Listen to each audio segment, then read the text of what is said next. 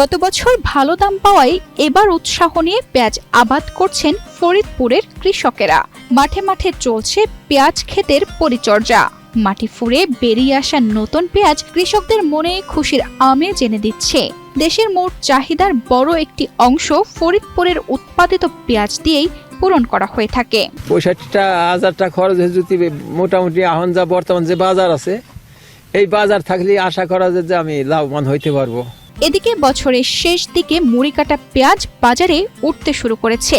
মৌসুমের শুরুতেই পেঁয়াজের বাজার দর ভালো থাকায় বেশ খুশি কৃষকেরা। দাম বাড়ার কারণে এবার পেঁয়াজের উৎপাদন খরচটা বাইরে গেছে।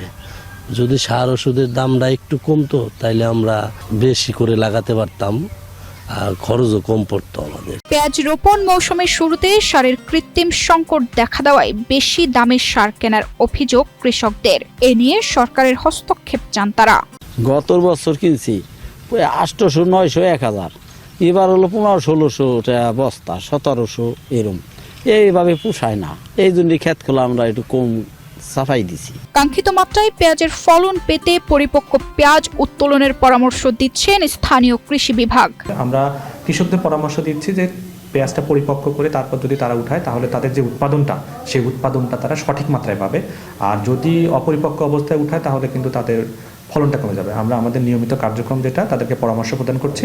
ফরিদপুরে এবছর 5,285 হেক্টর জমিতে পেঁয়াজের আবাদ করা হয়েছে, যা থেকে প্রায় 1 লাখ মেট্রিক টন পেঁয়াজ উৎপাদন হবে বলে মনে করছেন সংশ্লিষ্টরা। তানজিদা রহমান, ইনায়া, বাংলাদেশ প্রতিদিন।